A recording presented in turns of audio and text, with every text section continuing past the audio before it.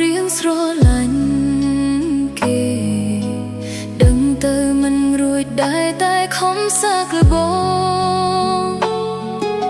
ក្បែរគេយូរទៅរឹតឲ្យអូននឹកបងមិនអាចលុបរឿងកន្លងបានដោយងាយ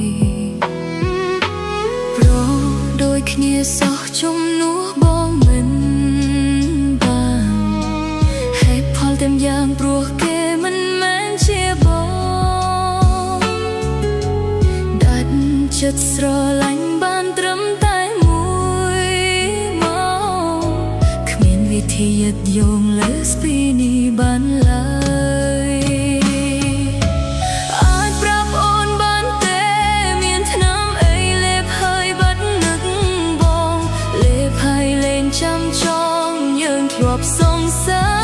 គ្នាបងកុំខ្ទប់ត្រជាហើយបាត់ភ្នែកមិនឃើញអូនវេទនាប្រាប់អូនផងណាពងងារអូនឈឺចាប់ណាស់អាចប្រាប់អូនបានទេមានថ្នាំអីលេបហើយបាត់នឹកបងសូមជួយរកឲ្យផងឲ្យអូនបានស្រឡាញ់បើរកមិនបានទេសូមត្រឡប់មករកស្នេហាចាស់អូនពិបាករស់ខ្លាំង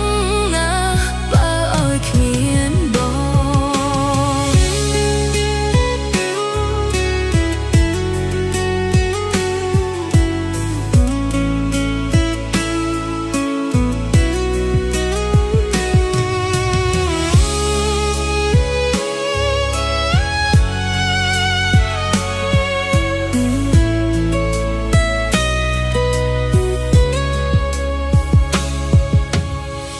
បងទៅបាត់អូនក៏រៀងស្រឡាញ់